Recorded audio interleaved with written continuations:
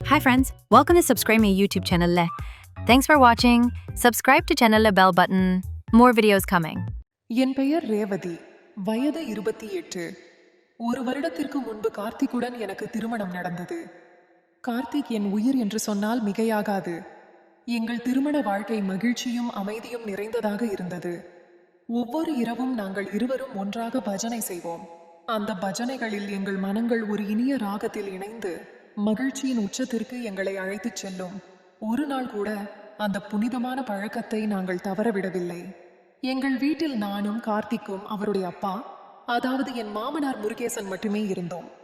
மாமனார் முருகேசன் அமைதியானவர், ஆனால் வயதானாலும் சுறுசுறுப்பு நிறைந்தவர்.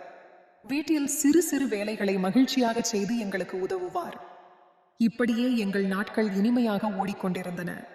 ஆனால் ஒரு நாள் எதிர்பாராத ஒரு திருப்பம் வந்தது. கார்த்திக் வேலை செய்யும் மென்பொருள் நிறுவனத்தில் இருந்து ஒரு அழைப்பு வந்தது. கார்த்திக், நீங்கள் உடனடியாக சிங்கப்பூர் வர வேண்டும் என்று சொன்னார்கள். அந்த வார்த்தைகள் என் மனதில் பயத்தையும் கவலையையும் ஏற்படுத்தின. கார்த்திகிடம், ஏங்க சிங்கப்பூர் போக வேண்டாமே? நான் இந்த வீட்டில் தனியாக எப்படி இருப்பேன்? நம் பஜனை பழக்கத்தை நான் தனியாக எப்படி தொடர்வேன் என்று கண்ணீருடன் கேட்டேன். அவர் என்னை ஆறுதல் படுத்தி, ரேவதி, கவலைப்படாதே, 1 மாதத்தில் உனக்கு விசா ஏற்பாடு செய்கிறேன், நீயும் சிங்கப்பூருக்கு வந்து விடுவாய் என்று உறுதியளித்தார். அப்போது என் மாமனார் என்னை பார்த்து, மருமகளே, கார்த்திக் செல்லட்டும், நான் உனக்கு துணையாக இருப்பேன் என்று சொன்னார். ஆனால் அவருடைய குரலில் ஒரு விசித்திரமான தோணி இருந்தது. அப்போது அதை நான் கவனிக்கவில்லை. கார்த்திக் சிங்கப்பூர் சென்ற பிறகு எங்கள் வீடு அமைதியாக மாறியது. என் மனம் எப்போதும் கார்த்தியை நினைத்து ஏங்கியது. ஒரு நாள் மாமனார் என்னிடம், மருமகளே, இப்படியே கார்த்தியை நினைத்து வருந்தினால் வீடு எப்படி மகிழ்ச்சியாக இருக்கும் என்று கேட்டார். அவரை புரிந்து கொண்டு, மாமா, வீட்டுக்கு சில பொருட்கள் வாங்கி வாருங்கள் என்று சொன்னேன். அவரும் உடனே சென்று பொருட்களை வாங்கி வந்தார். ஆனால் என் மனம் இன்னும் அமைதியடையவில்லை. ஒரு இரவு பஜனை செய்ய வேண்டும் என்று ஆசை எழுந்தது. ஆனால் கார்த்திக் இல்லாமல் தனியாக எப்படி செய்வது என்று யோசித்து அறையில் அமர்ந்திருந்தேன். இரவு 10 மணி அளவில் என் அறை கதவு தட்டப்பட்டது. பதற்றத்துடன் திறந்து பார்த்தேன். மாமனார் நின்றிருந்தார். என்ன மருமகளே, இன்னும் தூங்கவில்லையா என்று கேட்டார். தூக்கம் வரவில்லை மாமா என்று மெதுவாக பதிலளித்தேன். என்னாச்சு, கார்த்தியை நினைத்து வருந்துகிறாயா என்று கேட்டார். மனதில் உள்ளதை மறைக்காமல், ஆமாம் மாமா, அவர் இல்லாமல் பஜனை செய்ய முடியவில்லை என்றேன். அதை கேட்டு மாமனார் மென்மையாக சிரித்தார். பஜனை செய்ய ஆசையாக இருக்கிறதா என்று கேட்டார். ஆமாம் மாமா, ஆனால் தனியாக எப்படி செய்வது என்று தெரியவில்லை என்றேன். அவர் என்னை பார்த்து, கவலைப்படாதே மருமகளே, நான் உனக்கு உதவுகிறேன், கார்த்திக் இல்லை என்றால் என்ன என்றார். நான் ஆச்சரியத்துடன், மாமா, உங்களுக்கு வயதாகிவிட்டது, இப்போதும் பஜனையில் ஈடுபட முடியுமா என்று கேட்டேன். அவர் சிரித்தவாறு, வயது ஒரு பொருட்டல்ல மருமகளே, நீ பஜனையை தொடங்கு, நான் உனக்கு துணையாக இருக்கிறேன் என்றார். அவருடைய உற்சாகமான வார்த்தைகளால் உந்தப்பட்டு நான் பஜனையை தொடங்கினேன். அவருடைய உதவியுடன் 1 மணி நேரம் இனிமையான ராகங்களுடன் பஜனை செய்து முடித்தோம். மாமா, உங்கள் உதவி இல்லாமல் இதை என்னால் செய்திருக்க முடியாது என்று நன்றியுடன் சொன்னேன். அவர், மருமகளே, பஜனை மனதுக்கு நிம்மதி தரும், உனக்கு எப்போது உதவி வேண்டுமானாலும் கேள் என்று சொல்லிவிட்டு மென்மையாக புன்னகைத்து தன் அறைக்கு சென்றார். அந்த நிம்மதியுடன் நானும் தூங்கிவிட்டேன். இப்படியே நாட்கள் இனிமையாக ஓடின. மாமனாரின் உதவியுடன் பஜனைகள் தொடர்ந்தன. எங்கள் ராகங்கள் வீட்டை மகிழ்ச்சியால் நிரப்பின. ஒரு நாள் காலையில் வழக்கம்போல் வீட்டு வேலைகளை செய்து கொண்டிருந்த போது வாசலில் ஒரு 40 வயது மதிக்கத்தக்க பெண் நின்றிருந்தாள். நீங்கள் யார் என்று கேட்டேன்.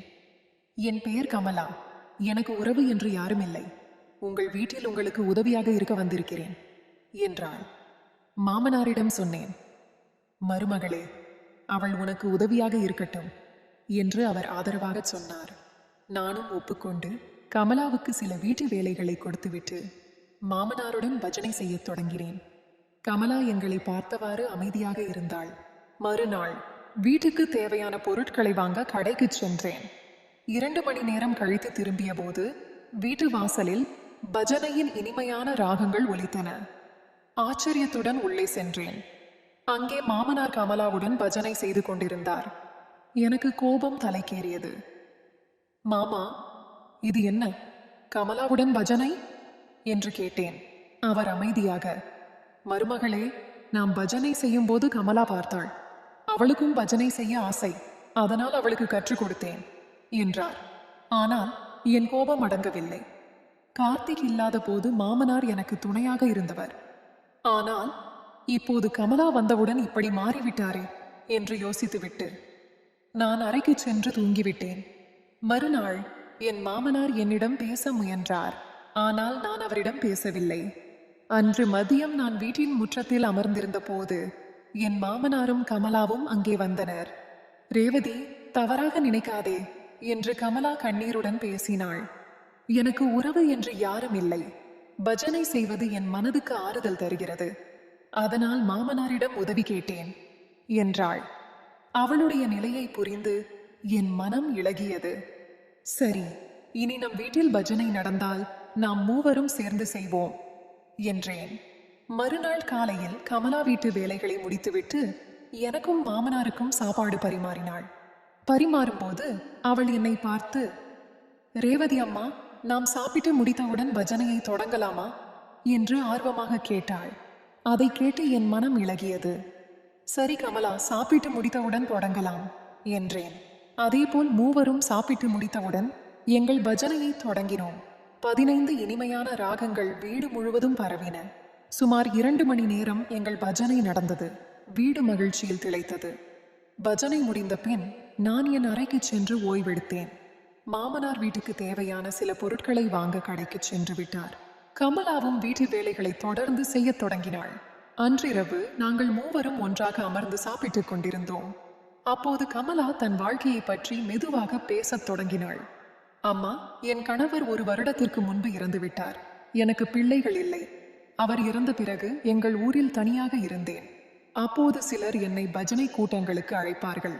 நானும் செல்வேன். நாளடைவில் பஜனை செய்யாமல் என்னால் இருக்க முடியவில்லை. ஒரு நாள் உங்கள் வீட்டு பக்கமாக வந்தபோது சற்று ஓய்வெடுக்க உங்கள் திண்ணையில் அமர்ந்தேன். அப்போது உங்கள் வீட்டிலிருந்து பஜனையின் ராகங்கள் வாசலில் கேட்டன. அந்த இனிமையான ஒலி என் மனதை தொட்டது. அப்போதே முடிவு செய்துவிட்டேன், இந்த வீட்டில் தங்கிவிடலாம். இங்கு பஜனையின் ராகங்கள் இனிமையாக இருக்கின்றன என்று கண்ணீருடன் சொன்னாள்.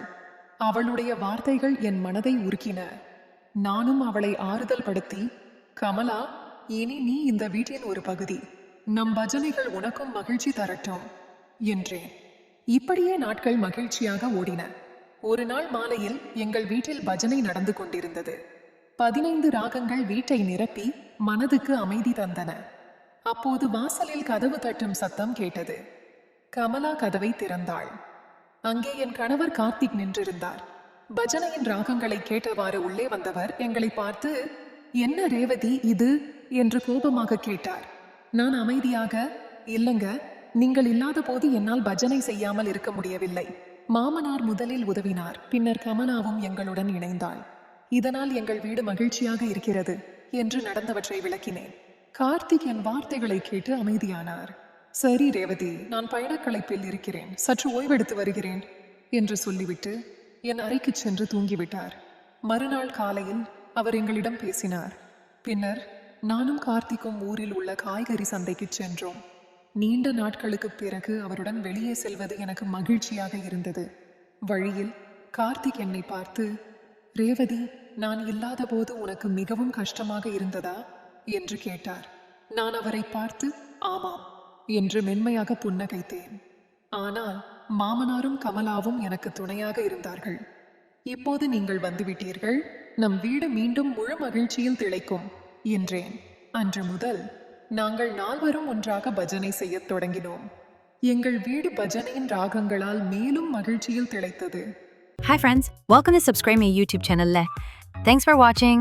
Subscribe to channel bell button. More videos coming.